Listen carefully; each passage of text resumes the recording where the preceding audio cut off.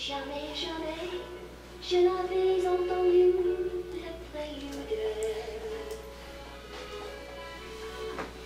du bonheur vrai qui fait naître un amour infini. Jamais mon cœur n'aurait pu croire à la plénitude. Good evening, everyone. I'm Brian Trumbore with your nightly review for Monday, January 14th. Bit of a head cold, not the flu, so I apologize. There's a reason for playing something French you'll understand at the end. But that's actually Petula Clark from back in the 1950s when she was a very popular singer in France. Yes, this is a terrific album. Petula Clark, the Nixa, N-I-X-A years. Yeah, it's about 4:03 p.m. Eastern Time. Dow Jones finished up 22 points to 13,510, 0.2%. The S&P 500 was flat. NASDAQ was down about 0.3% to 3117. Apple finished at $501, down about 20, owing to a report that they cut their orders for components of the iPhone 5 due to weaker than expected demand. The stock of Dell, however, rose 12 to 13% late in the day on rumors of a private equity buyout. Fed Governor Charles Evans over the weekend said that GDP would grow 2.5% this year, 3.5% next year. If that came to pass, that's good. And for the week ended Wednesday, since I didn't have a chance to mention this in my last video, investors did plow about $18 billion into stock mutual funds and exchange traded funds, the biggest week since June of 2008, pulling out of treasury funds at the same time. Well, this morning President Obama held another pathetic press conference, wasting an hour on no more than 7 questions, with every single question either on the debt ceiling or gun control. I wish the freaking White House reporters would get together beforehand and agree that one of them has to ask a foreign policy question. I mean, from literally Pakistan to Mali in West Africa, the entire region, Afghanistan, Iran, Iraq, Syria, Lebanon, Gaza, Egypt, Libya, and now Mali, is either in a state of war, is riven with terrorist attacks, or has a government hanging by its thumbs. It's pathetic our president is getting a free pass. So, during the press conference, Obama reiterated that the debt ceiling must be raised without preconditions or the markets could go haywire, which is probably true. But then, as always, the discussion on the spending side is so deceiving. I'm not for the changing the contract with the American people, is what Obama would say when it comes to government programs, as if the handicapped will have their programs slashed, when with all government programs it's about cutting the rate of growth. So last Friday, Senate leaders urged the White House to take any lawful steps to keep paying our bills. The House continues to say no debt ceiling hike without commensurate spending cuts. But there is a split among House members, House Republicans, between drawing a line in the sand over the debt ceiling or the continuing resolution, the CR, or the sequester. So to be continued. Just a note on the Eurozone industrial production for November as released by Eurostat, fell 0.3% over October, or 3.7% over a year ago.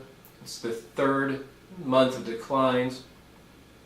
Though the pace is slowing, some economists said the worst is behind the Eurozone. They've been saying that a lot the last few weeks. But the fact is, an increase in industrial production was expected. Portugal's was down 3.4% November over October. Spain down 2.5%. Italy down 1%. But Germany was up 0.1%, and France was up 0.5%. In Syria, the London Times is reporting a mass migration of the Alawites, the Shia sect, to the coastal strip that is the Assad clan's stronghold. Top military officers supposedly are moving their families to Latakia and Tartus for their safety. Tartus, recall, is Russia's naval base that offers a last-ditch escape route. Russia also announced over the weekend that Assad's exit cannot be a precondition for a deal to end the conflict. So you have the entire Fertile Crescent, Syria, Lebanon, Iran, Iraq, just a mess. The International Rescue Committee, a US-based group, describes the level of rape and sexual violence occurring in Syria as horrific. The IRC says many refugees are citing rape as the main reason they left Syria, and describes it as a major feature of the war. It is often committed in front of family members, the agency says. The group criticizes what it says is an alarming lack of medical and psychological support for survivors. The group describes international aid as drastically insufficient for a steadily worsening crisis. It speaks of whole neighborhoods reduced to rubble and of displaced people moving from one village to another to escape a moving front line. In recent days, the region, as I described to you last week, has been hit by a number of winter storms, the worst in 20 or 30 years, making the conditions for the refugees, hundreds and hundreds of thousands, plus the 2.5 million displaced still in Syria, even more desperate. Among one group of Syrian refugees in northern Lebanon's Bekaa Valley, which I've been to, not a single child was dressed for winter. I've seen the pictures. It's beyond tragic. In Venezuela, not for nothing, there are widespread food shortages in Caracas, with chaos at the main ports, 20% inflation, spiraling debt. In China, toxic smog is blanketing much of northeast China, including Beijing, where 20 million are dealing with apocalyptic-type conditions. Several monitoring devices, including the U.S. embassies, are off the charts. One particular reading of toxins, PM 2.5, which is considered most harmful to health, revealed 886 micrograms per cubic meter, while readings above 300 are classified as hazardous by U.S. environmental standards. The World Health Organization says 25 is safe, and these are coming in at 886. Beijing authorities actually issued an advisory for all residents to take measures to protect their health. The exposure to PM 2.5 combined to cause over 8,500 premature deaths in Beijing, Shanghai, and Guangzhou last year, according to estimates by Greenpeace and Peking University's School of Public Health. It's the burning of coal is the main source of pollution, about 19%. Vehicle emissions account for about 6%. The World Bank estimates China has 16 of the world's 20 most polluted cities. The problem in Hebei province, which is directly north of Beijing, is worse. Officials declared a level 4 natural disaster response for the first time in history due to the smog. And staying in that region, a North Korean official apparently told Chinese authorities that they are planning to conduct a third nuclear test in the coming week, sometime between January 13th and the 20th. Okay, I'm very upset over this. The French and how some are treating them. The UN was preparing a military mission in Mali, which you might want to look up, but that's bordered by Algeria to the north, there in West Africa, to confront Islamist terrorists in the northern part of the country. But the UN was planning, or the UN planning, was taking forever, and while the UN Security Council approved an intervention, that wasn't going to take place until this coming autumn. So, French President Hollande acted Friday as the Islamists attacked a town, Kona, with the weak Malian army fleeing. The terrorists, whose operation started in April, now control an area larger than France, and Mali is a former French colony.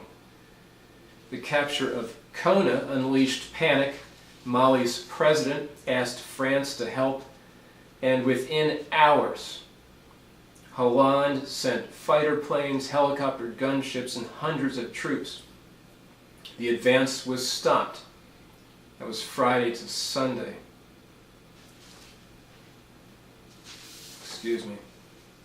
For their part, the rebels said the Mali intervention put French lives at risk.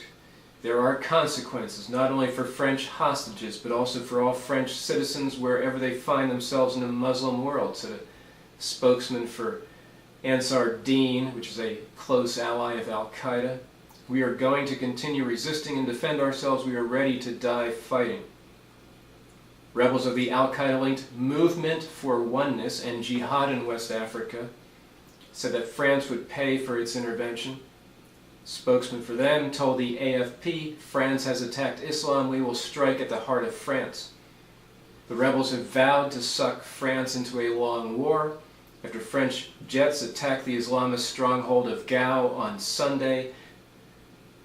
Far behind rebel lines, a leader of the Movement for Oneness told Europe 1 Radio that France had opened the gates of hell and had fallen into a trap much more dangerous than Iraq, Afghanistan, and Somalia. With a large Muslim population in France and a significant Malian one, France has indeed put itself at great risk internally of terror attacks. France is now on guard, and on Monday, after 3 days of French airstrikes, Islamists launched a counteroffensive, with some of the militants now just 250 miles from the capital, Bamako, which in the desert you can cover in no time. 2,000 needed African troops haven't arrived yet. The rebels have 3,000 to 4,000 trained fighters. Editorial in the Wall Street Journal on Saturday. On the same day, President Obama announced he would speed the U.S. exit from Afghanistan starting this spring and turn all combat against the Taliban over to the Afghans. French President François Hollande dispatched troops to Mali to help its beleaguered army push Islamic terrorists out of the country's north. Terrorist was Mr. Hollande's word. As for the commitment, he said, quote, the operation will last as long as needed. Journal editorial continues. It should be noted that in October 2011, President Obama sent 100 U.S. Special Forces to help the Central African Republic fend off Joseph Kony's homicidal Lord's Resistance Army. But on New Year's Eve, Mr. Obama ordered the evacuation of embassy staff from the CAR capital, Bangui, because of what he described in a letter to Congress as a deteriorating security situation. On Friday, CAR's president agreed to form a coalition government with the rebel group Salika, which seized a large section of the country in December. It is too soon to know the outcome in Mali, but full credit to the French for intervening on its own and decisively, rather than let a nation besieged by Al-Qaeda and its affiliates wait for the talking heads at the UN to do more than talk. And this really has me upset. Hollande, recognizing there would be reprisals against 7 French being held hostage in various locations across the region, across northern Africa, launched a rescue operation to attempt to free a French intelligence officer who was held in Somalia since 2009. For 3.5 years, the terrorists refused to negotiate. Unfortunately, the officer was killed in the ensuing fight with 50 French commandos. It was an incredibly dangerous mission. At least 1 French soldier was killed. The last I saw, 1 is missing. But the brave French killed at least 17 terrorists. It was a risk. I hardly feel this was a botched mission, as some have called it. Sunday's London Times had twin African fiascos wound Hollande. It's not fair. It might have failed, but my reading of it is that this wasn't some Keystone Cop operation. The French soldiers are heroes. The intelligence officer's family feels the same way over time. Viva la France! Good for Francois Hollande.